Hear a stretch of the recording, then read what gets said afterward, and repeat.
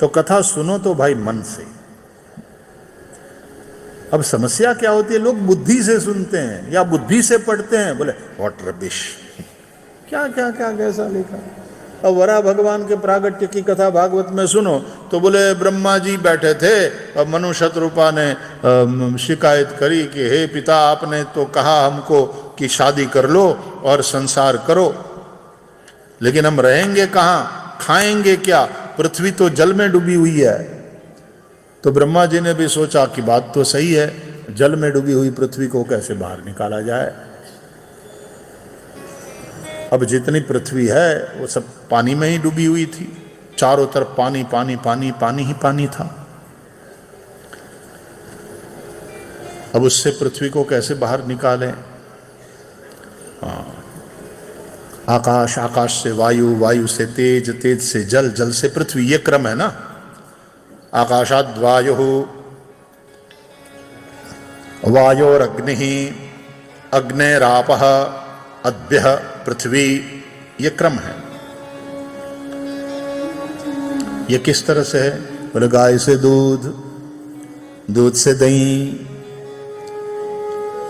दही से छाछ, छाछ से माखन, माखन से घी। तो अभी माखन से घी बनाना बाकी है। तो जल से पृथ्वी, अद्भ्यः पृथ्वी। अब ये project America, China, India, Australia का तो है नहीं, ये काम तो कुदरत करेगी ना। तो कहते हैं ब्रह्मा, अब मन से सुनो कथा। ब्रह्मा जी, क्योंकि बुद्धि से सुनोगे तो क्या होगा पता है, अरे यार फिर तो पृथ्वी यदि पानी में ही डूबी हुई थी, सब जगह पानी पानी था, तो मनु शतरूपा ने कहा कि पृथ्वी तो पानी में डूबी हुई है, हे पिता हम कहाँ रहेंगे, हम क्या खाएंगे, हमको धारण करने वाली धरती उपलब्ध कराओ, जमीन उपलब्ध कराओ, ताकि हम उसके ऊपर रह सके, हम खेती बाड़ी करें और कुछ अन्न हमको मिले। ऐसा बोला मनु शतरूपा ने। ओके, तो मनु शतरूपा कहाँ थे, वो कहाँ रह रहे थे फिर, पृथ्वी तो पानी में ही डूबी हुई थी, तो मनु शतरूपा कहाँ थे, आकाश में उड़ रहे थे, पानी में तैरते हुए बोल रहे थे। यदि बुद्धि से सुनोगे तो बुद्धि सुनने नहीं देगी, ये वाले प्रश्न उठाएगी और तर्क में फंसा देगी। इसलिए गोस्वामी तुलसीदास जी भी रामचरितमानस में कहते हैं कि ये जो कुतर्क है ना बुद्धि के, वो नदी कुतर्क भयंकर नाना। बोले जैसे मान सरोवर की यात्रा कठिन है, मानस सरोवर की यात्रा, यानी मानस, रामचरितमानस कथा की यात्रा, ये भी कठिन है। मान सरोवर जाने में हिमालय के बहुत ऊंचे ऊंचे पहाड़ों को पार करके पहुंचना होता है, तो यहां आने के लिए भी बहुत बड़े बड़े पहाड़ नांग कर यहां कथा तक पहुंचना होता है। कौन से पहाड़, ग्रह कारज नाना जंजाला, ग्रह कारज नाना जंजाला, ते अति दुर्गम शैल विशाला,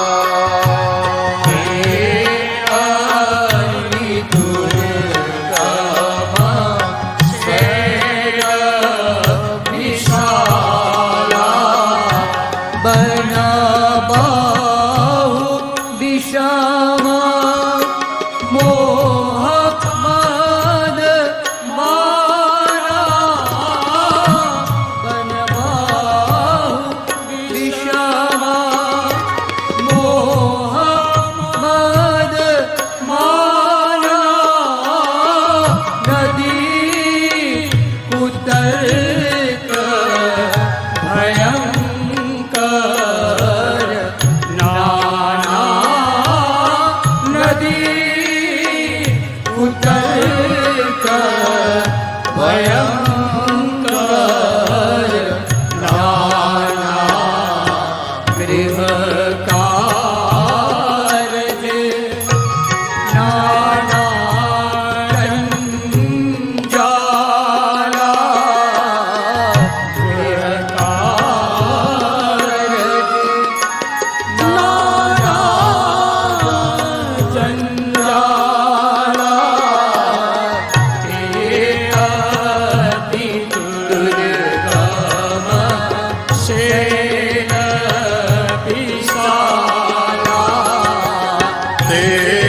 अति दुर्गम शैल विशाला,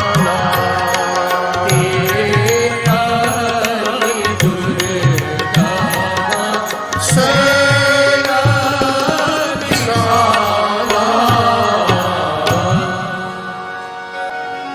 घर के, संसार के, काम की जंजाल, यही बड़े बड़े पहाड़ हैं। उसको पार करके आना होता है। कथा तो सुनना है, लेकिन आज ये काम आ गया, कल वो काम आ गया, कोई ये कारण निकल आया। कोई बात नहीं, दूसरे दिन से जाएंगे। दूसरे दिन जाने के लिए निकले, मेहमान आ गए, ठीक है, कोई बात नहीं, तीसरे दिन से कथा सुनेंगे। तीसरे दिन बस आने को ही थे, फोन आ गया, मासी के बेटे का अकस्मात हो गया, हॉस्पिटलाइज करना पड़ा है, भाग करके हॉस्पिटल गए। ग्रह कारज नाना जंजाला, ते अति दुर्गम शैल विशाला। और ऐसे में क्या होता है कि पहाड़ों में कभी कभी वो यात्रा करते समय नदियों को भी पार करना पड़ता है, और पहाड़ों की नदियां प्रचंड वेग से बहती हैं। तो वो कौन सी नदी है? बोले नदी कुतर्क भयंकर नाना। ये जो बुद्धि कुतर्क करती है ना, वही भयंकर नदियां, बहुत कुतर्क करती है बुद्धि। इसलिए हम बार बार कहते हैं कि पुराणों की कथा मन से सुनो, बुद्धि से नहीं। शिव सुने, सती बगल में बैठे, मति सती, सती ही मति है, शिव मन है। विश्वास मन का स्वभाव है, तर्क बुद्धि का स्वभाव है। बुद्धि स्वीकार नहीं करती, बुद्धि तर्क करती है। मन से सुनो, और जब मन से सुनते हो तो विश्वासो गुरु वाक्येषु स्वस्मिन दीनत्व भावना मनोदोष जयश्चैव।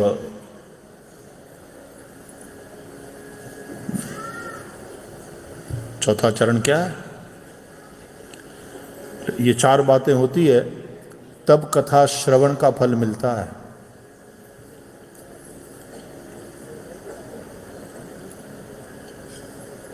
विश्वासो गुरु वाक्येषु, भागवत महात्म्य। गुरु के वचनों में विश्वास। पहली बात, स्वस्मिन दीनत्व भावना, अपने में दैन्य, प्रतिष्ठा, पूजा, संपत्ति, पांडित्य, सब अभिमान छोड़े, दैन्य। स्वस्मिन दीनत्व भावना, मनोदोष जयश्चैव, अपने मन के दोषों के ऊपर विजय प्राप्त करना, काम, क्रोध, लोभ, मद, मोह, मत्सर इत्यादि को जीतना। और चौथी बात, कथायाम निश्चला मति, कथा में निश्चल मति।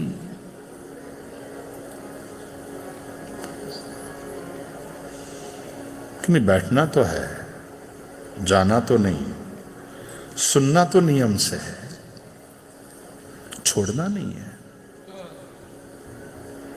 निष्ठा। तो पहली बात क्या है? विश्वासो गुरु वाक्येषु, श्रद्धा उसी को कहते हैं। संतों और शास्त्रों की वाणी सत्य है, ऐसी दृढ़ निष्ठा श्रद्धा है। और श्रद्धावान लभते ज्ञानम। ये वाली यात्रा करो तो आदौ श्रद्धा, सबसे पहले जो चीज चाहिए वो है श्रद्धा। यात्रा के लिए निकलते हो, बोले पैसा जेब में रखो। अध्यात्म की यात्रा के लिए निकले हो तो श्रद्धा साथ में रखो। तुलसीदास जी भी कहते हैं, जय श्रद्धा संबल रहित नहीं संतन कर साथ, तिन कर मानस अगम अति जिनहिन प्रिय रघुनाथ। तो विश्वास हो गुरुवाक्येषु। इसलिए धर्म के क्षेत्र में तो मानकर चलना है।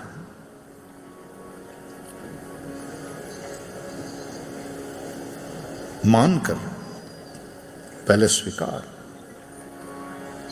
पहले मानता है फिर जानता है, स्वीकार करता है। धर्म का क्षेत्र, विज्ञान मान्यता पर आधारित नहीं है। विज्ञान पहले चलता है, यानी प्रयोग करता है, रिसर्च करता है, चलता है, फिर मानता है, फिर वो स्वीकार करता है कि हां ऐसा है। विज्ञान तथ्यों की बात करता है, धर्म सत्य की बात करता है। विज्ञान तथ्य की बात करेगा। तो विज्ञान मानकर नहीं चलता, चलकर मानता है, और धर्म मानकर चलता है।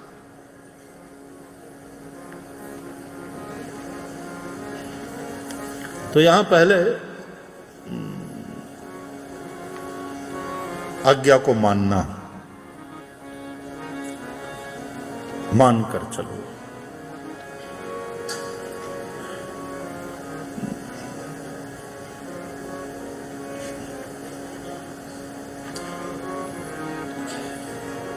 अब ये मूर्ति है, ये गणेश जी की मूर्ति है, इसकी पूजा करो, ये गणेश भगवान है। अब मानकर चलना पड़ेगा।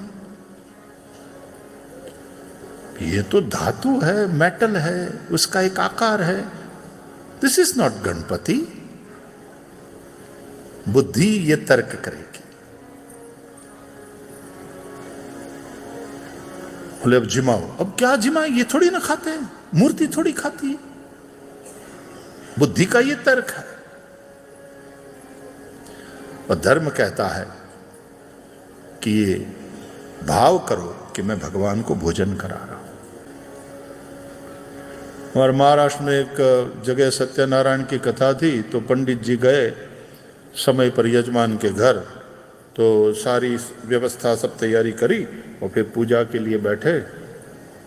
तो प्रारंभ में गणेश जी की पूजा करानी थी, तो गणेश जी की मूर्ति भूल गए थे पंडित जी लाना। तो गणेश जी को नैवेद्य के लिए गुड़ रखा था, तो गुड़ में से ही मूर्ति बना ली पंडित जी ने गणेश जी की। अब मूर्ति बनाने में क्या देर लगती है? वो पिंड में एक यूं कर लिया तो नाक बन गई, यहां यूं दबाया, दो चिपकाया तो कान बन गए, नीचे यूं दोनों चिपका लिए तो दोनों पांव बन गए। और गणेश जी की मूर्ति बना करके और गणेश जी की पूजा कराई, पंचोपचार, क्योंकि इसमें अभिषेक तो होता नहीं तो गुड़ का पानी हो जाएगा। तो पंचोपचार पूजा, गंध, अक्षत, धूप, दीप, नैवेद्य। अब पंचोपचार में भी नैवेद्य तो आता ही है, तो नैवेद्य धराना था गणेश जी को। अब नैवेद्य काहे का धरा है? क्योंकि नैवेद्य के गुड़ से तो गणपति बना लिए थे पंडित जी ने। अब गुड़ बचा नहीं गणपति को नैवेद्य के लिए, क्योंकि गुड़, नैवेद्य के गुड़ से ही गणपति की मूर्ति बना लिया था। तो गंध, अक्षत, पुष्प, धूप, दीप, अब नैवेद्य। तो गणपति की मूर्ति से एक टांग तोड़ करके गुड़ की, और सामने नागरवेल के पत्ते में धर करके गणपति जी को भोग लगाया। इसलिए कहते गुड़ाचा गणपति आणि गुड़ाचा नैवेद्य। गणपति भी गुड़ के और नैवेद्य भी गुड़ का। बात सुन करके हंसी आएगी, लेकिन शास्त्र मान्य है। देव अखंड है, देव अविनाशी है, उसको थोड़ा ना खंड में बांटा जाएगा। एक हमने किसी ने बताया, एक दूसरे मजहब की बुर्का पहनी हुई बहन, कट्टर धर्मांध, धर्मांध नहीं बनाता, मजहबांध, ऐसा शब्द बनता है। तो गणेश जी का उत्सव चल रहा था और उसी समय उसने वीडियो बनाई और गणेश जी की मूर्ति को यूं बोले, तुम्हारे गणपति क्या है, इसमें यदि भगवान है तो ले मेरा कुछ बिगाड़ करके दिखाए, करके उसने हथौड़ा ले करके गणेश जी की मूर्ति को पीट पीट करके तोड़ के लो, कहा क्या बिगाड़ा उसने मेरा।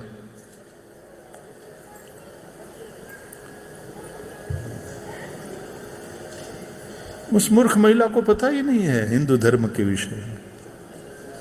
अरे तू क्या मूर्ति तोड़ेगी, 10 दिन पूजा करने के बाद हम खुद ही विसर्जन कराते हैं गणेश जी का पानी में, गाजे बाजे के साथ। हजारों मूर्तियों का विसर्जन होता है मुंबई की चौपाटी वाले समंदर में।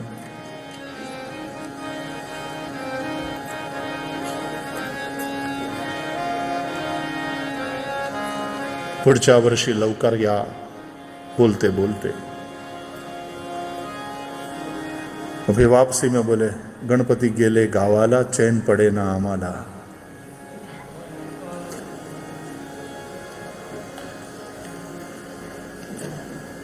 सनातन की भावना को ये लोग समझते ही नहीं। हम मूर्ति की पूजा थोड़ी करते हैं, मूर्ति के माध्यम से हम जिसकी पूजा करते हैं उस देव को तोड़ने की तेरे बाप की भी हिम्मत नहीं है। तू मिट जाएगी बहन, तेरे पुरखे मिट गए, देव थे, है और रहेंगे। देव अविनाशी है, तुम मूर्ख लोग समझते नहीं हो। और तू उस मूर्ति को तोड़कर खुश हो रही हो, तो हिंदुओं की श्रद्धा को तोड़ नहीं पाएगी, सनातनियों की श्रद्धा को तो तोड़ नहीं पाएगी। इसलिए इन्वेडर्स आए, बहुत हमारे मंदिर तोड़े, सत्ता पर काबिज हो गए तो बहुत अत्याचार किया, बहुत लोगों को कन्वर्ट किया तलवार की धार पर, लेकिन सनातन की श्रद्धा को वो तोड़ नहीं पाए। वही वाली बात, उन्हीं के शब्दों को, कुछ बात है कि हस्ती मिटती नहीं हमारी, वरना क्या है, कितने दौर से दुश्मन रहा है जमाना, आदि आदि ऐसा कुछ।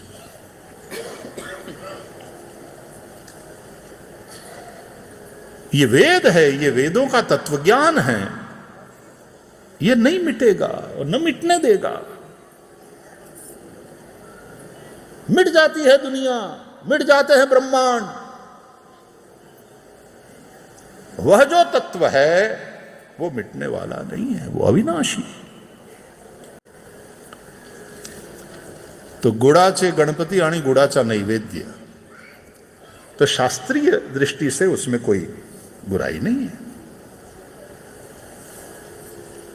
पूजा में क्रिया का महत्व कम, भाव का महत्व ज्यादा है। क्रिया के अनुसार फिर भाव बनता है। व्यवहार में भाव के अनुसार तुम्हारी क्रिया होती है। गुस्सा आया, लड़ पड़े, करुणा जागी, किसी की मदद कर दिए, दान कर दिए, दया का भाव उठा, दे दिया। भाव के अनुसार क्रिया व्यवहार में, लेकिन धर्म में क्रिया के अनुसार भाव। इसलिए यज्ञ, पूजा, जप, तीर्थ यात्रा, ये सब क्रिया है। और वो क्रिया क्यों है? तद अनुसार भाव बनेगा। इसलिए ये करना जरूरी है। मानो ये करने से तुम्हारा लाभ है, तुम्हारा कल्याण होगा। इसलिए धर्म के क्षेत्र में मानो, मान कर चलो। और ये करते करते करते एक दिन जानोगे, अनुभव करोगे। तो पुराणों की कथा सुनो, मन से सुनो। इसलिए बार बार कहता हूं, बुद्धि से सुनोगे गड़बड़ हो जाएगा। बुद्धि बहुत प्रश्न करेगी। क्योंकि धरती ही समुद्र में डूबी हुई थी, चारों तरफ पानी पानी था, तो फिर मनु शत्रुपा कहां थे? एनीवे, ब्रह्मा जी ने सोचा कि भाई बात तो इनकी सही है, धरती होगी तो धारण करेगी। तो कहते हैं उस वक्त ब्रह्मा जी भगवान की स्तुति करने लगे तो भगवान के नाक के नथुने से अंगूठे के अग्रभाग जितने वराह भगवान प्रकट हो गए। एक महात्मा बोले ब्रह्मा जी को छींक आई तो ब्रह्मा जी के नाक से वराह भगवान प्रकट हो गए। अब ऐसी कथा सुनेंगे लोग और बुद्धि से सुनेंगे, क्या है ये क्या पागलपन है? ब्रह्मा जी को छींक आई और नाक के अंदर से वराह भगवान, तुम्हारे वराह भगवान वहां से प्रकट होते हैं। और फिर मस्करी में कहते हैं मुझे तो बहुत बार सर्दी होती है, मेरे नाक से तो कभी कुछ नहीं निकला, और जब सर्दी होती है तो नाक से जो निकलता है वो रखने लायक नहीं होता, साफ करने लायक होता है। बुद्धि तो कुतर्क करेगी, और ये कुतर्क ये पहाड़ों वाली नदी है, तुम्हें बहा ले जाएगी। पहाड़ों वाली नदियों को तैरकर पार करना, संभलो, सेतु का आश्रय करो। पहाड़ों की प्रचंड वेग से बहने वाली नदियों को तैरकर पार करना कठिन है, बहा ले जाएगी वो, मरोगे। तो तुलसीदास जी ने कितना अद्भुत लिखा है, नदी कुतर्क भयंकर नाना, भयंकर बताया उसको। ये कुतर्क की नदियां,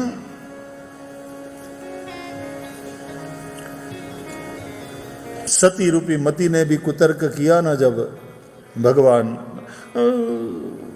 महादेव ने फिर वो सती पिता दक्ष के यज्ञ में जलकर भस्म हुई, और फिर सती मरत हरि सनबर मागा, जन्म जन्म से उपद अनुरागा। इसलिए पार्वती बन करके जन्मी पार्वती तनु पाई, और पार्वती के रूप में उसने फिर से महादेव को पति के रूप में प्राप्त किया, और फिर से कथा सुनने बैठी। और प्रश्न वही, गए जन्म वाले राम कौन है? सच बताओ ना, वो परमात्मा है कि राजा दशरथ के बेटे?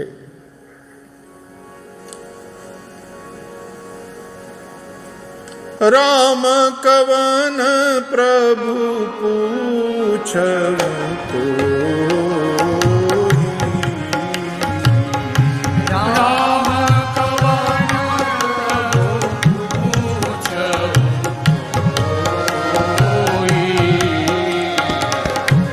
कहिय बुझाई कृपा निधि मोही।